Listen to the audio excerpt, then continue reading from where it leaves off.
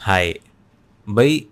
कम समय के अंदर में चैप्टर रिवाइज करना है और बस इतनी सी बात है और कुछ ज़्यादा तो है नहीं।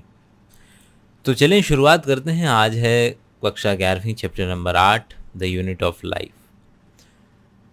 भाई ऑर्गेनिज्म को जिंदा कौन बनाता है? हमें क्या पता। अरे मतलब बोल रहा है, किताब वाले बोल रहे हैं कि भाई पूछ लो, ही अपने आप से पूछ लो थोड़ा कि ये शरीर बना किसका हुआ है मतलब they just want you to be a little bit more curious। थोड़े अच्छे सवाल पूछो भाई।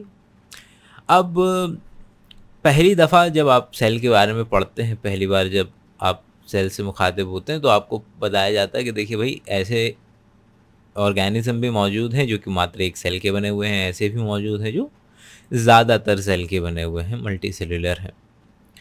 खास बात यह है जो मैं क्वेश्चन आपको दिए जाता हूँ सोचने वाला कि ज़्यादातर क्या सारे के सारे जितने भी मल्टी सेलुलर ऑर्गेनिज्म है वो यूकैरियोटिक सेल के क्यों बने हुए हैं?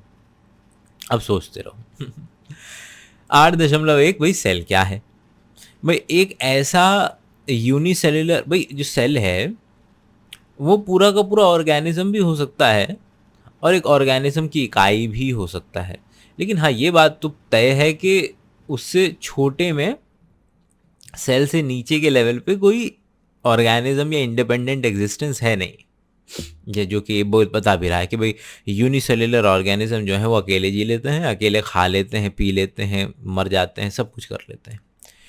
अब इसके बाद performing all the essential functions of life, और लाइफ की जितने भी इसेंशियल फंक्शंस मौजूद हैं। क्या है लाइफ का सबसे इम्पोर्टेंट कि भैया जिंदा रह पाना और रिप्रोडक्शन कर पाना।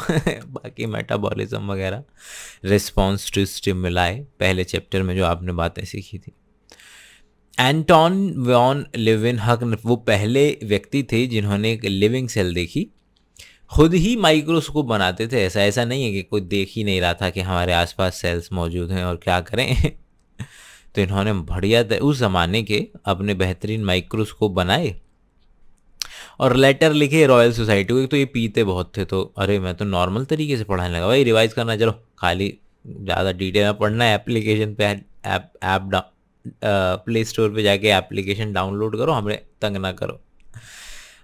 रॉबर्ट ब्राउन आए उसके बाद में। तो रॉबर्ट ब्राउन भाई साहब ने वो सेल के अंदर में न्यूक्लियस होता है तो उसके बारे में बता दिया। कभी सोचा कि फिजिक्स और बायोलॉजी का जो रिश्ता है उसके अंदर में कितने ज़्यादा जो वोकेबलरी है आदान प्रदान हुआ है? फिजिक्स का वर्ड स्ट्रेस लिया बायोलॉजी ने, तो स्ट्रेस बड़ी स्ट्रेस हो रही है। न्यूक्लियस फिर जो कि पहले से बायोलॉजी में ढूंढा गया था, फिर इसका इस्तेमाल किया गया फिजिक्स के अंदर में, एटम का न्यूक्लियस में फिर दोबारा से इधर उधर निकल गया।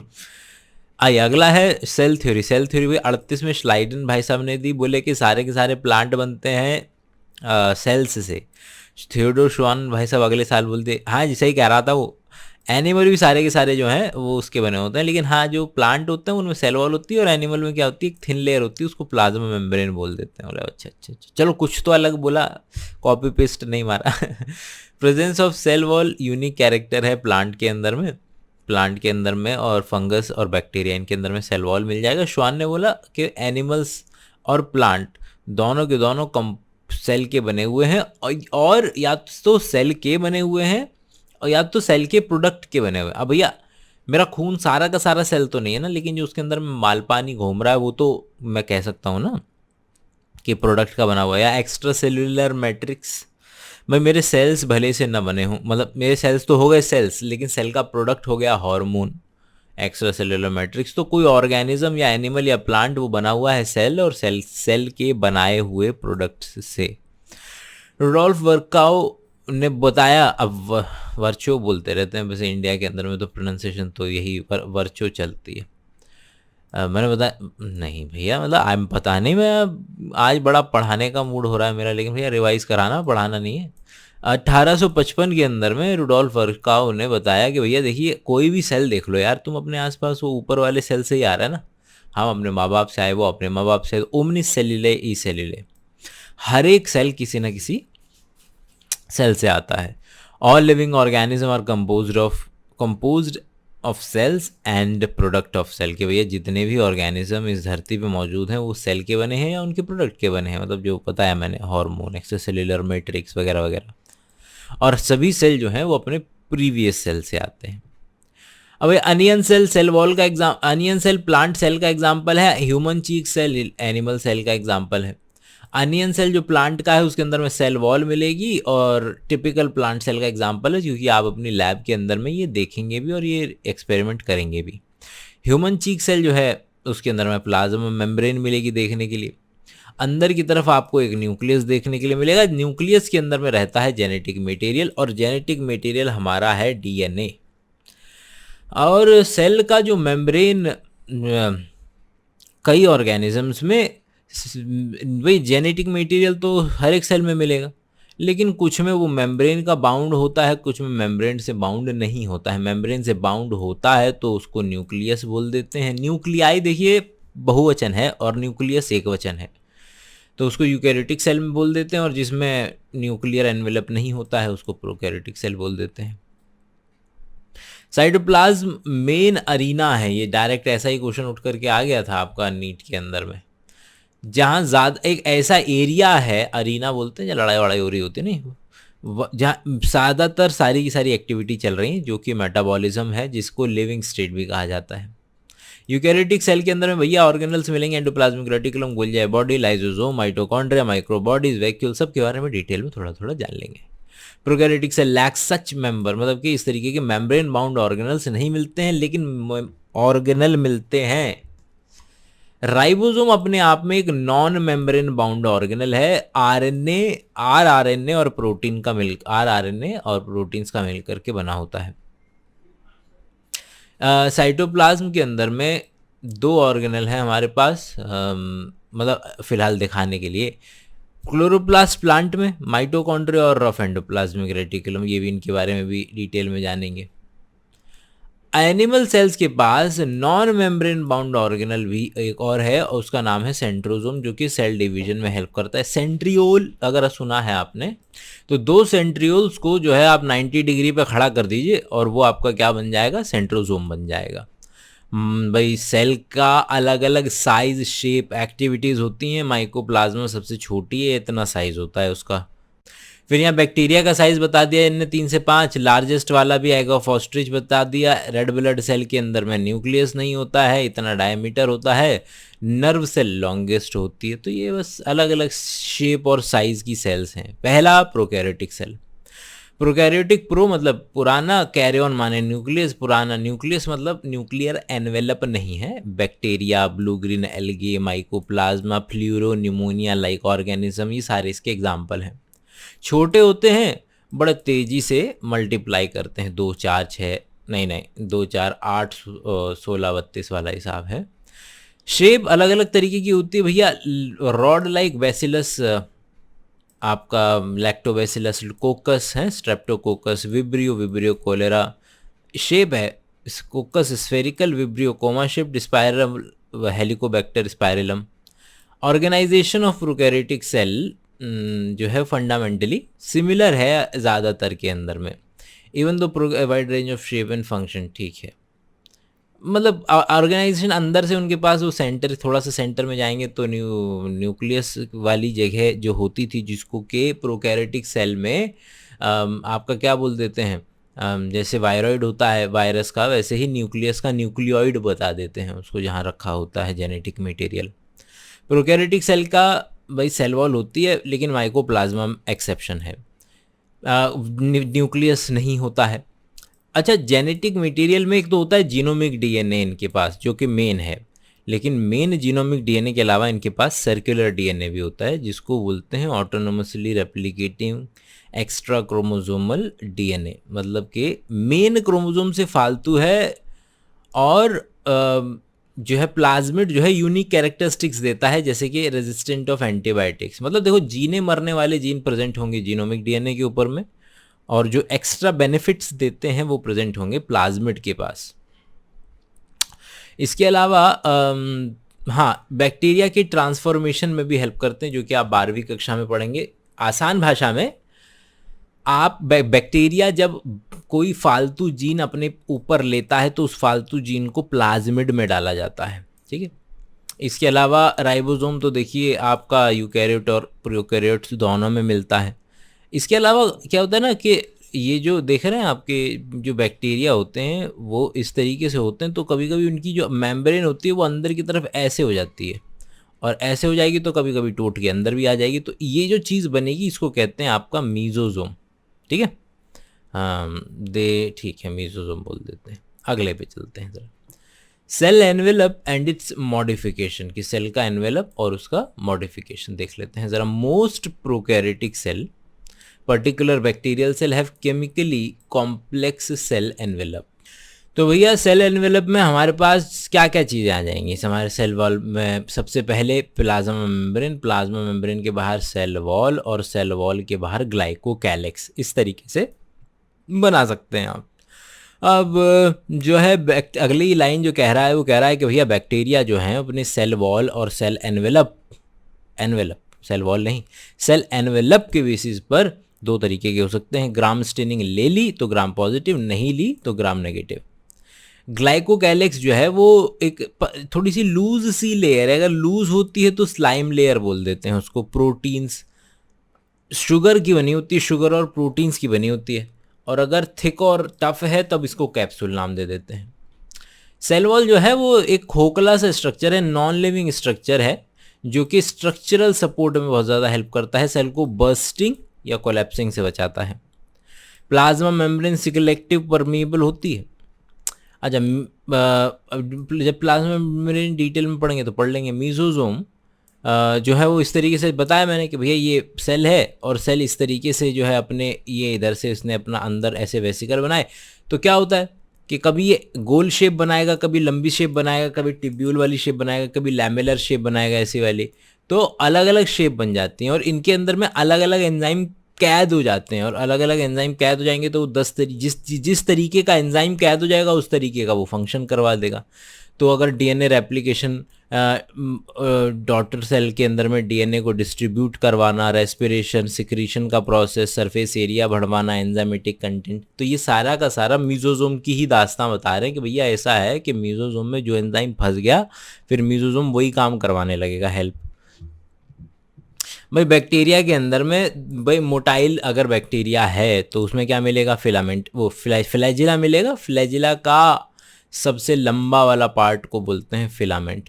ये लिखा हुआ है फ्लैजिला जो है, एक फ्लैजिला बहुवचन है, फ्लैजिलम एक वचन है, और फ्लैजिलम जो है वो 3 पार्ट में डिवाइड कर सकते हैं आप, फिलामेंट, हुक और बेजल बॉडी, जिसमें से बेजल बॉडी घुसी होगी प्लाज्मा मेम्ब्रेन के थोड़ा सा नीचे, हुक प्लाज्मा मेम्ब्रेन में, और फिर उसके बाहर फिलामेंट है। इसके अलावा भी और चीज़ें हैं, पिलाई और फिम्ब्रे। पिलाई जो है वो इनका मोटिलिटी में रोल नहीं है, पिलाई का जो रोल है वो एक स्पेशल प्रोटीन होता है, पिलिन प्रोटीन, जो कि पार्शियल सेक्सुअल रिप्रोडक्शन है ना, कॉन्जुगेशन वगैरह के अंदर में पार्टिसिपेट करता है पिलाई। और फिम्ब्रे जो है ब्रिसिल लाइक स्ट्रक्चर होता है, जो कि चिपकने में हेल्प कर सकता है किसी होस्ट टिश्यू को चिपकने में हेल्प कर सकता है। मतलब बैक्टीरिया अगर मुझे बीमार कर रहा है तो मैं बैक्टीरिया के लिए होस्ट हूँ, होस्टिंग कर रहा हूँ ना मैं उसकी। राइबोसोम और इंक्लूजन बॉडीज देख लेते हैं भैया। राइबोसोम प्रोकैरियोट में भी मिलते हैं, यूकैरियोट में भी मिलते हैं, और प्रोकैरियोट में जो है वो प्लाज्मा मेम्ब्रेन से चिपके हुए होते हैं। ये साइज होता है इसका, और जो प्रोकैरियोट होते हैं उसमें 70S वाला होता है। देखिए राइबोसोम को किसी टेस्ट ट्यूब में डाल करके और उसको जब आप घुमाएंगे किसी हैवी चीज़ के अंदर में, तो वो अपना एक बैंड बना लेता है, और जहाँ बैंड बना लेता है वो उसको बोलते हैं हम सेडिमेंटेशन कॉफिशिएंट, जिसकी यूनिट होती है स्वेडबर्ग, और 70S आती है। चूंकि ये केवल और केवल साइज़ की बात नहीं है, ये साइज़ और शेप दोनों की बात है, डेंसिटी की बात है, इसलिए 70 वाला टूट के दो चीज़ें जो बना रहा है वो 50 और 30 की हो सकती है। मतलब इसको ज़्यादा एडिटिव वाले पार्ट, एडिटिव ना करें इसको, मतलब कि ये ना समझें कि केवल और केवल एडिशन के अंदर में क्यों नहीं जा रहा है, ये 5 और 3 तो 8 होता है। अच्छा, कई सारे राइबोसोम, ये केवल प्रोकैरियोट में होता है गुरु के, कई सारे राइबोसोम ऐसे एक mRNA के ऊपर लगे हुए नज़र आते हैं, और इसको कहते हैं पॉलीसोम। और इंक्लूजन बॉडीज़ क्या होता है भैया? नॉन मेम्ब्रेन बाउंड हैं, और इंक्लूजन बॉडीज़ जो हैं they are not membrane bound. हाँ, तो सेल में अगर कोई चीज़ स्टोर होनी है तो ऐसे डायरेक्टली स्टोर अगर कर दिया जाए कि फॉस्फेट के ग्रैन्यूल, साइनोफाइजिन या पिगमेंट्स के ग्रैन्यूल, ग्लाइकोजन का ग्रैन्यूल, तो ये इंक्लूजन बॉडीज़ में आ जाएगा। यूकैरियोटिक सेल के example protista, plant, animal, fungus है। और यूकैरियोटिक सेल जो है वो आपका बहुत ज़्यादा कंपार्टमेंटलाइज्ड होता है, उसके अंदर कंपार्टमेंट है, वो सारे कंपार्टमेंट देखे हमने, एंडोप्लाज्मिक रेटिकुलम, रसवा एंडोप्लाज्मिक रेटिकुलम, गोल्जी बॉडी वगैरह वगैरह, कि अलग अलग काम अलग अलग जगह करा लो, डिवीजन ऑफ लेबर जो है शो कर दो। तो प्रोकैरियोट और यूकैरियोट के अंदर में डिवीजन ऑफ लेबर, कंपार्टमेंटलाइजेशन, ये सारी चीज़ें आप लिख करके आ सकते हैं। मेम्ब्रेन बाउंड ऑर्गेनल्स मिल जाएंगे, जिसके अंदर में हमने अभी जिक्र किया कि भाई आपका चाहे न्यूक्लियस हो चाहे एंडोप्लाज्मिक रेटिकुलम हो। और यूकैरियोट का नाम, यूकैरियोट की सबसे होने की सबसे बड़ी वजह है उसका न्यूक्लियस, क्योंकि उसके पास न्यूक्लियस का एनवेलप है। Complex locomotory and skeletal structure के बहुत ज़्यादा कॉम्प्लेक्स है, जिसके पास साइटोस्केलेटन होता है। साइटोस्केलेटन में माइक्रोफिलामेंट, इंटरमीडिएट फिलामेंट और मैक्रोफिलामेंट, ये सारी चीज़ें आपको पढ़नी है। जेनेटिक मटेरियल जो है वो ऑर्गेनाइज्ड है क्रोमोसोम के लेवल पे। तो जेनेटिक में ऐसा नहीं है कि प्रोकैरियोट्स में उसको क्रोमोसोम नहीं बोलते हैं, लेकिन ठीक है, इसमें जो क्रोमोसोम जहाँ ये बोल रहा है ऐसा वाला जो क्रोमोसोम जो आपने टिपिकल क्रोमोसोम देखा है वो। प्लांट और एनिमल सेल की बात करें तो प्लांट के अंदर में सेल वॉल मिलेगी, प्लास्टिड मिलेगा, लार्ज वैक्यूल मिलेंगे। एनिमल्स की बात करें तो इसके अंदर में सेंट्रियोल्स मिलेंगे, जो कि प्लांट के अंदर में नहीं मिलता है। आइए तो सेल मेम्ब्रेन पर आ जाइए। 1950 के अंदर में इलेक्ट्रॉन माइक्रोस्कोप की वजह से हमें ठीक ज़्यादा अच्छे से पता चल पाया। ऐसे इलेक्ट्रॉन माइक्रोस्कोप के नीचे देखा ना तो ऐसे 2 लेयर देखने को मिली। बोला 2 लेयर क्या कर रही हैं? बोला कि अच्छा वहाँ से पता चला, अच्छा ये तो बाई लेयर होती है भाई। और जो जिस मेम्ब्रेन का इस्तेमाल किया गया पढ़ाई के लिए वो ह्यूमन रेड ब्लड सेल थी, ताकि मेम्ब्रेन का जो स्ट्रक्चर है वो अच्छे से बताया जा सके।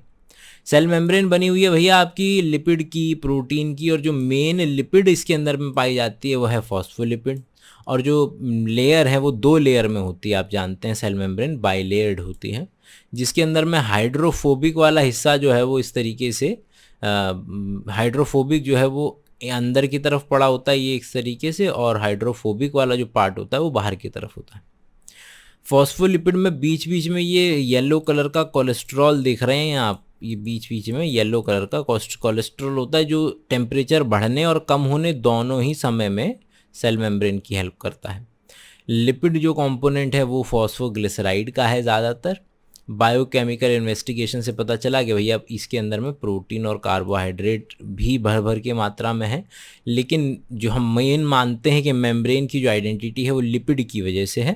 तो इसके अंदर में तकरीबन 52% प्रोटीन और 40% लिपिड पाया जाएगा। आप कहेंगे यार 40% लिपिड, इसको तो प्रोटीन की नहीं बोलना चाहिए कि प्रोटीन की होती है प्लाज्मा मेम्ब्रेन, हम लिपिड की काहे बोलते हैं? हाँ तो जाओ डिटेल में लेक्चर देखो डाउनलोड करो ऐप। मेम्ब्रेन प्रोटीन 2 तरीके के, मतलब ऐसे पेरिफेरल बाहर की तरफ वाले और इंटीग्रल जो कि सेल के भीतर से गुजर रहे हैं। 1972 के अंदर में फ्लूइड मोज़ेक मॉडल जो हम आप भी फॉलो करते हैं कि भैया मेम्ब्रेन जो है इस तरीके से लचीली होती है, जिसके अंदर में जो लिपिड होती है वो ऐसे ऐसे तो मूव कर सकती हैं, है ना, लेकिन फ्लिप फ्लॉप मूवमेंट नहीं कर सकती उतना आसानी से, करती हैं लेकिन उतना आसानी से नहीं। फ्लूइड नेचर ऑफ मेम्ब्रेन की वजह से, मेम्ब्रेन का फ्लूइड नेचर की वजह से उसकी ग्रोथ में आसानी रहती है, उसके इंटरसेलुलर जंक्शंस ठीक से अच्छे से बन पाते हैं, वो सिक्रीट कर पाएगी, चीज़ों को अंदर ले पाएगी, इस तरीके से सेल डिवीजन में आसानी होगी। प्लाज्मा मेम्ब्रेन जो है वो सिलेक्टिवली परमेबल होती है भैया, कुछ चीज़ों को जाने देगी कुछ चीज़ों को नहीं जाने देगी। तो ये समझिए कि जहाँ पैसा लेकर के पैसिव ट्रांसपोर्ट जिसको बोलते हैं, कि जहाँ पर एनर्जी नहीं लगेगी उसको बोलते हैं पैसिव ट्रांसपोर्ट, जहाँ पर चीज़ें हायर कंसंट्रेशन से लोअर कंसंट्रेशन जाती हैं। डिफ्यूजन इसी का एग्जांपल है कि हायर कंसंट्रेशन से मॉलिक्यूल का लोअर कंसंट्रेशन की तरफ जाना। पानी जब हायर कंसंट्रेशन से लोअर कंसंट्रेशन की तरफ जाता है पानी मेम्ब्रेन के थ्रू, तो उसको कहते हैं ऑस्मोसिस। अब चूंकि पोलर मॉलिक्यूल्स ए पोलर लिपिड की जो बाइलेयर है उसको पार नहीं कर सकते, तो कभी कभी असिस्ट करना पड़ता है, फैसिलिटेट करना पड़ता है, उसको कहते हैं फैसिलिटेटेड ट्रांसपोर्टेशन। कभी कभी चीज़ों को अगेंस्ट द ग्रेडियंट भी फेंका जा सकता है, लेकिन फिर उसके लिए लगेगी पैसा, मतलब कि एटीपी और एक्टिव ट्रांसपोर्ट कहते हैं उसे, जिसका एग्जांपल है हमारा सोडियम पोटेशियम का पंप, जो 3 सोडियम को बाहर 2 पोटेशियम को अंदर फेंकता है एटीपी लेकर के। सेल वॉल की बात कर लेते हैं। सेल वॉल जो है नॉन लिविंग रिजिड स्ट्रक्चर है सेल वॉल, जो कि प्लाज्मा मेम्ब्रेन, फंगस, प्लांट, इन सब की हम बात कर रहे हैं। तो सेल वॉल प्रोटेक्ट करेगी, मैकेनिकल डैमेज से बचाएगी, इन्फेक्शन से बचाएगी, सेल सेल इंटरेक्शन नहीं है, also help cell cell interaction. ये अच्छा मेम्ब्रेन का तो नहीं होगा, प्रोटेक्ट्स, ठीक है। सेल वॉल भाई सेल सेल इंटरेक्शन के अंदर में उतना पार्टिसिपेट करते हमने तो नहीं देखा, बट ठीक है, एनसीईआरटी वालों ने लिख रखा है। Also cell cell interaction provides barrier, ठीक है, बैरियर तो ठीक है, बैरियर तो ठीक है। वैसे बहुत ज़्यादा पोरस होती है सेल वॉल, उतना बैरियर प्रोवाइड करती नहीं है। एल्गी की जो सेल वॉल है बनी है cellulose, galactin, mannan, mineral, calcium carbonate से। प्लांट की जो सेल वॉल बनी है वो बनी है सेल्यूलोज, हेमिसेल्यूलोज, पैक्टिन और प्रोटीन से। यंग प्लांट की जो सेल वॉल होती है प्राइमरी होती है, लचीली होती है, ताकि सेल मेच्योर हो सके, ग्रोथ कर सके। लेकिन जब सेल मेच्योर हो जाती है तो वो फिर सख्त हो जाती है, उसको बोल देते हैं सेकेंडरी वॉल। दोनों के अंदर दो सेल, ये एक सेल है, इधर बगल में एक सेल है, तो दोनों की यहाँ पे सेल वॉल है, इसकी सेल वॉल यहाँ, इसकी सेल वॉल यहाँ, तो दो सेल वॉल के बीच में एक लेयर होती है, उसको कहते हैं मिडिल लैमेला, कैल्शियम पेक्टेट की बनी होती है, और जो दो सेल्स को पकड़ के रखने का काम करती है एक तरीके से। एंडोमेम्ब्रेनस सिस्टम, एंडोमेम्ब्रेनस सिस्टम देख लेते हैं ज़रा। एंडोमेम्ब्रेनस सिस्टम है ये भैया, ये सारे के सारे एक दूसरे के साथ कोऑर्डिनेट करके फंक्शन करते हैं। कैसे कि ये न्यूक्लियस है, न्यूक्लियस के बाहर ही एंडोप्लाज्मिक रेटिकुलम है, तो एंडोप्लाज्मिक रेटिकुलम के ऊपर एक राइबोसोम लगा होता है। तो क्या होता है कि यहीं घुस जाता है हमारा जो आरएनए है, और यहाँ पर अंदर एंडोप्लाज्मिक रेटिकुलम के अंदर जो है वो प्रोटीन भेज दिया जाता है। फिर वो प्रोटीन पैकेजिंग होता है, पैकेजिंग होने के बाद गोल्जाई जाता है, गोल्जाई जा सकता है या लाइसोसोम के अंदर में जा सकता है या किसी वैक्यूल में जा सकता है, और फिर वहाँ से उसको मेम्ब्रेन में भेजा जा सकता है या फिर शरीर से सेल से बाहर निकाला जा सकता है। तो ये सारी चीज़ें एक ढर्रे पे काम कर रही हैं कि भैया अगर मुझे कोई इंसुलिन जैसा प्रोटीन बनाना है जिसको सेल के बाहर सिक्रीट करना हो, तो मुझे एक कोऑर्डिनेटेड मूवमेंट चाहिए। वो कोऑर्डिनेटेड मूवमेंट आता है एंडोप्लाज्मिक रेटिकुलम, गोल्जाई बॉडी और वेसिकल वगैरह से। तो ये पार्ट है एंडोमेम्ब्रेनस सिस्टम का। तो चलो एक एक करके पढ़ लेते हैं। सबसे पहले एंडोप्लाज्मिक रेटिकुलम, तो एक ट्यूबुलर स्ट्रक्चर है, पूरे साइटोप्लाज्म में फैला हुआ है, जिसको एंडोप्लाज्मिक रेटिकुलम कह देते हैं। इसके दो पार्ट हो जाएंगे, एक बाहर वाला पार्ट और एक अंदर वाला पार्ट, जिसको ल्यूमेन कह देते हैं।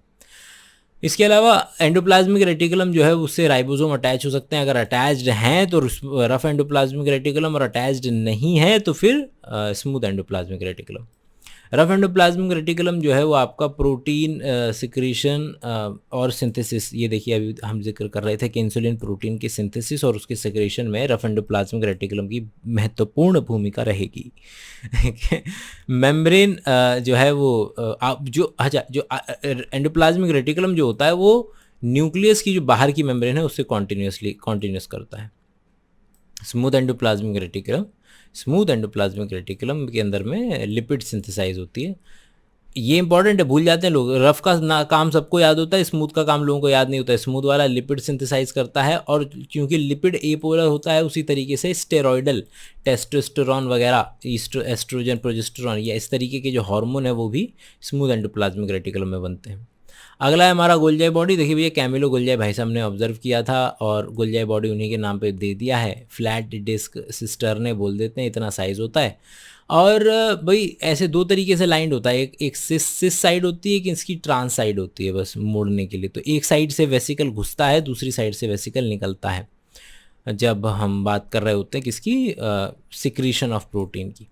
तो ट्रांस वाली जो साइड होती है वो मेच्योर फेज होती है, जहाँ से आपका प्रोटीन जो है वो मॉडिफाई होकर के उसके ऊपर अगर शुगर लगनी हो, ग्लाइकोसाइलेशन हो ना हो, सल्फेट लगना हो, फॉस्फेट लगना हो, ये सब लगा करके पोस्ट ट्रांसलेशनल मॉडिफिकेशन हो के जो है वो मैच्योर साइड से निकलता है। गोल्जाई एपरेटस जो है वो पैकेजिंग मटेरियल को पैकेज करने का काम करता है।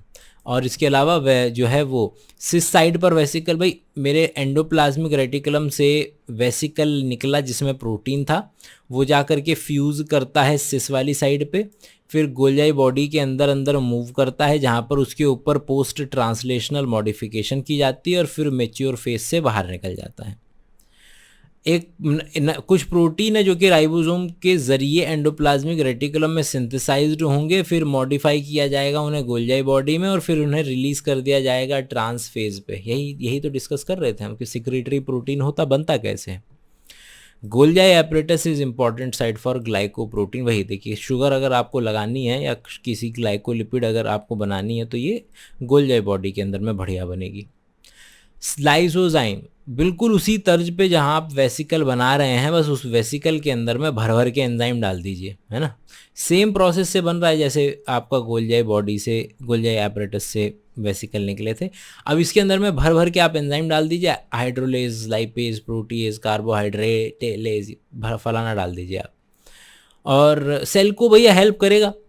अगर बाहर से कोई खाने की चीज़ आई है तो उसको डाइजेस्ट करने का काम लाइसोजाइम करेगा। अगर कोई सेल बर्बाद हो रही है, कुछ बेकार हरकतें की जा रही हैं, तो फिर उसको भी बेकार बर्बाद करने का काम लाइसोसोम का होगा, जो कि जिसके एंजाइम हाई पीएच के, लो पीएच के ऊपर में एक्टिव हो जाते हैं। अगला है वैक्यूल। भाई खाली मेम्ब्रेन बाउंड स्पेस है, कुछ भी धर लो इसके अंदर में, पानी धर लो, वाटर सैप धर लो, एक्सक्रीटरी प्रोडक्ट धर लो, जिस सेल का जैसे चाहे इस्तेमाल करे, स्टोर हाउस है। एक लेयर की सेल मेम्ब्रेन रहती है, टोनोप्लास्ट बोलते हैं, और प्लांट के अंदर में तो 90% वॉल्यूम जो है वो रहता है इसका। प्लांट के अंदर में इसको अगेंस्ट द ग्रेडियंट जाके इसमें सामान भरा जाता है, और इसीलिए आप इसको मतलब इसीलिए जो इसके अंदर में चीज़ों की परसेंटेज होती है वो हायर होती है साइटोप्लाज्म से। अमीबा के अंदर में इसको कॉन्ट्रैक्टाइल वैक्यूल बोल देते हैं, क्योंकि एक्सक्रीशन और आपका बेसिकली ऑस्मो रेगुलेशन के अंदर में हेल्प कर रहा है। फूड वैक्यूल, जो खाया जाता है वो एनगल्फ करने के बाद वो भी आपका वैक्यूल ही है। अगला है हमारा माइटोकॉन्ड्रिया। भैया इतना छोटा है या इतना मिला घुला मिला है कि जब तक इसको स्टेन ना करो सेल को तब तक ये नज़र नहीं आता है, और सॉसेज की शेप का होता है ये, इसका साइज़ होता है। 2 लेयर होती हैं गुरु इसके अंदर में, डबल मेम्ब्रेन बाउंड होता है ये, और डबल मेम्ब्रेन बाउंड के बाद दो लेयर, 2 कंपार्टमेंट हो गए, एक ये वाला इंटर मेम्ब्रेनल स्पेस और एक अंदर वाला। तो अंदर वाला जो पार्ट होता है ये हरा हरा जो दिख रहा है उसको कहते हैं मैट्रिक्स। तो ये मैट्रिक्स है हमारे पास। जो अंदर वाली लेयर है मेम्ब्रेन है वो इनफोल्डिंग्स बनाने लगती है, और इनफोल्डिंग को क्रिस्टे बोल देते हैं। 2 मेम्ब्रेन हैं, और दोनों मेम्ब्रेन के अंदर में उनके स्पेसिफिक एंजाइम मिल सकते हैं। बाहर वाली कंपैरेटिवली ज़्यादा पोलर होती है अंदर वाले से, और इसके अंदर में खुद का डीएनए, खुद का आरएनए, खुद का राइबोसोम 70S वाला, और ये अंत में अपने अंदर प्रोटीन तक सिंथेसाइज करता है। माइटोकॉन्ड्रिया जो है फिजन से डिवाइड करता है। अगला टॉपिक भैया प्लास्टेड। प्लास्टेड क्या होता है? प्लांट में मिलेगा, यूग्लिनॉइड में मिलेगा। इनके अंदर में पिगमेंट धरे होते हैं, तो अपने पिगमेंट के बेसिस पे क्लोरोप्लास्ट, क्रोमोप्लास्ट, ल्यूकोप्लास्ट हो सकता है। क्लोरोप्लास्ट में क्लोरोफिल मिल जाएगा और कैरोटीनॉइड मिल जाएगा। फोटोसिंथेसिस में रोल है इनका। क्रोमोप्लास्ट में कैरोटीनॉइड, कैरोटीन, ज़ैंथोफिल ये सब मिल जाएगा, जिसकी वजह से yellow colour, orange colour, red colour होता है। ल्यूकोप्लास्ट नाम ही उसका कलरलेस है। अमाइलोप्लास्ट के अंदर में कार्बोहाइड्रेट स्टोर किए जाते हैं, पोटैटो। एलियोप्लास्ट के अंदर में फैट और ऑयल स्टोर किया जाता है, और एल्यूरोप्लास्ट के अंदर में प्रोटीन स्टोर किए जाते हैं। क्लोरोप्लास्ट जो है वो आपका ग्रीन है, मीजोफिल सेल में, लीफ पत्ती के अंदर में मीजोफिल सेल होती है जिसमें क्लोरोप्लास्ट मिलता है। अलग अलग शेप का और साइज का हो सकता है। माइटोकॉन्ड्रिया और क्लोरोप्लास्ट दोनों के दोनों मेम्ब्रेन बाउंड हैं, डबल मेम्ब्रेन बाउंड हैं एक्चुअली, और बिल्कुल माइटोकॉन्ड्रिया की तरह इसकी इनर मेम्ब्रेन जो है, inner membrane is come permeable होती है, आउटर मेम्ब्रेन ज़्यादा परमेबल होती है। ये सेंटर वाली चीज़ को स्ट्रोमा कह देते हैं, और अंदर मेम्ब्रेन की इनफोल्डिंग्स होती हैं, इनफोल्डिंग्स को कह देते हैं थाइलेकॉइड। जैसे स्टॉक बना रखा हो, पाइल कॉइन का एक लंबी कतार बना रखी हो, और इसको पूरे को बोल देते हैं ग्रैनम। और जो एक हो गया मेरा दो जो लंबे लंबे सी बिल्डिंगें हैं, इनको जोड़ने वाले को बोल देते हैं स्ट्रोमल लैमेला। क्योंकि यहाँ जो मैट्रिक्स जैसे हम बोल रहे थे माइटोकॉन्ड्रिया में, यहाँ पर मैट्रिक्स नहीं बोलते हैं, यहाँ बोलते हैं स्ट्रोमा। अच्छा, तो क्लोरोप्लास्ट में भाई अलग अलग एंजाइम भी होंगे, जाहिर सी बात है। तो इसके अंदर में आपका कार्बोहाइड्रेट और प्रोटीन का सिंथेसिस भी होता है। डबल मेम्ब्रेन है, मतलब इसके अंदर में डीएनए मिल जाएगा, राइबोसोम मिल जाएगा, आरएनए मिल जाएगा, 70S राइबोसोम मिल जाएगा, जिसकी वजह से अपने प्रोटीन बना लेते हैं। अगला है क्या? राइबोसोम। राइबोसोम की अगर बात करें तो जॉर्ज पेलेड ने देखा था, राइबोन्यूक्लिक एसिड की फुल फॉर्म होती है। यूकैरियोट्स में 80S वाला मिलता है, 60S जमा 40S। प्रोकैरियोट में 70S वाला मिलता है, 50S जमा 30S। एस को स्वेडबर्ग बोलते हैं। साइटोस्केलेटन के अंदर में भाई प्रोटीन है ट्यूबुलेंट, मतलब ठीक है, साइटोस्केलेटन 3 तरीके का होता है, microfilament, intermediate filament, macrofilament. Mechanical strength, motility, maintenance, intracellular transport, इन सारी चीज़ों के अंदर में ये चीज़ काम में आती है। सीलिया और फ्लैजिला अगला है कि भैया मेम्ब्रेन के ऊपर ग्रोथ निकलेंगी, तो हेयर लाइक आउटग्रोथ होती है सेल मेम्ब्रेन के ऊपर में, और की तरह काम करते हैं। और क्या होता है, चप्पू की तरह काम करता है, और सेल लंबा कम, जैसे फ्लैजिला जो है लंबा होता है और सेल मूवमेंट में पार्टिसिपेट करेगा। प्रोकैरियोट के पास भी फ्लैजिला होता है, यूकैरियोटिक के पास भी फ्लैजिला होता है, लेकिन दोनों के फ्लैजिला में अंतर होता है। कोर वाला जो पार्ट होता है उसको बोलते हैं एक्सोनिम, ये जो कोर वाला पार्ट है एक्सोनिम बोल देते हैं इसको। इसके पास बाहर की तरफ ये डबलेट मिल जाएंगे जो कि ट्यूबुलिन प्रोटीन के बने होते हैं, ये ट्यूबुलिन प्रोटीन के हैं, पाइप के अंदर में पाइप डाला हुआ ऐसे। और 9+2 का अरेंजमेंट होता है, जो कि और भी हो सकते हैं। इसके अलावा रेडियल स्पोक्स, मतलब ये इससे स्ट्रक्चर से ज़्यादा अच्छा देखने के लिए मिल जाएगा, तो स्ट्रक्चर देख लीजिएगा एक बार। और बीच में इनके लिंकर भी मिल जाएगा, लिंकर हो गया, स्पोक्स हो गया। सीलियम या सीलिया, फ्लैजेला या फ्लैजेलम सेंट्रियोल से उपजते हैं, उनकी जो बेजल बॉडी होती है वो सेंट्रियोल से बनती है। सेंट्रोजोम, सेंट्रियोल हो गया आपका वही कि ट्यूबुलिन प्रोटीन से आपका माइक्रोट्यूब्यूल बना, और माइक्रोट्यूब्यूल से बना सेंट्रियोल, 2 सेंट्रियोल से बना सेंट्रोजोम, बस यही है। दोनों 2 सेंट्रियोल परपेंडिकुलर लाई करेंगे एक दूसरे के, परपेंडिकुलर 90 डिग्री पे लाई करेंगे।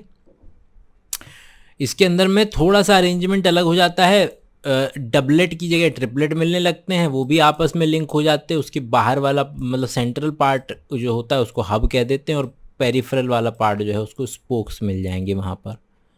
न्यूक्लियस रॉबर्ट ब्राउन भाई साहब ने डिस्कवर किया 1861 के अंदर में, और क्रोमेटिन जो है फ्लेमिंग भाई साहब ने। कैसे भाई, डीएनए एसिडिक होता है तो बेसिक डाई डाल देंगे तो वो स्टेन हो जाएगा। इंटरफेस पर वो वहाँ पर जो है वो नॉट डिवाइडिंग होता है, खुला खुला मिलता है डीएनए, उसको क्रोमेटिन कह देते हैं। और कहीं कहीं पर जो क्रोमेटिन है ज़्यादा, जैसे मांझा है तो मांझा कहीं कहीं पे ज़्यादा उलझा हुआ होता है, तो जहाँ ज़्यादा उलझा हुआ है उस जगह को कह देते हैं न्यूक्लियोलाई या न्यूक्लियोलस। इतना जो है इसका स्पेस जो भाई डबल मेम्ब्रेन है, और डबल मेम्ब्रेन है तो भाई उसके 2 मेम्ब्रेन के बीच का स्पेस भी होगा और पेरी न्यूक्लियर स्पेस भी होगा। जो बाहर की मेम्ब्रेन है वो एंडोप्लाज्मिक रेटिकुलम बना देती है। मेम्ब्रेन के अंदर में पोर्स भी होते हैं जिससे आरएनए, प्रोटीन, इनका आवाजाही भी लगी रहती है बहुत अच्छे तरीके से। अंदर जो मैट्रिक्स है, पानी जो पड़ा हुआ है, उसको कहते हैं न्यूक्लियोप्लाज्म, और न्यूक्लियस के अंदर में न्यूक्लियोप्लाज्म, न्यूक्लियोलस और क्रोमेटिन होता है। न्यूक्लियोलस वो जगह है जहाँ पर मांझा ज़्यादा उलझा हुआ है, मतलब कि वहाँ ज़्यादा डीएनए और आरएनए मौजूद है, वहाँ पर ज़्यादा आरएनए मौजूद है, तो न्यूक्लियोलस वो जगह होती है जहाँ पर आरएनए का सिंथेसिस चल रहा है। अच्छा, फिर क्या होता है कि भाई इंटरफेस पर वो खुला खुला धागे की फॉर्म में, फाइबर की फॉर्म में रहता है जिसे क्रोमेटिन कहते हैं, लेकिन फिर जब उसको डिवाइड करना होता है तो वो कंडेंस हो जाता है, जिसको क्रोमोसोम बोल देते हैं। कंडेंस होने के लिए उसे histone protein, non histone protein और आरएनए की ज़रूरत पड़ती है। हमारे हर एक सेल के अंदर में 2 मीटर का डीएनए है लगभग। जो सेंटर में कॉन्स्ट्रिक्टेड पार्ट होता है जिसको सेंट्रोमियर कहते हैं, ये 2 क्रोमेटिड को, एक डंडा एक क्रोमेटिड, दूसरा डंडा दूसरा क्रोमेटिड, 2 क्रोमेटिड को एक दूसरे के पास रखता है। और एक और सेंट्रोमियर पे एक और प्रोटीन होता है जिसको बोलते हैं काइनेटोकोर, जिस पे आकर के मेरा स्पिंडल फाइबर अटैच करता है, जो कि आपका डिवीजन में हेल्प करेगा।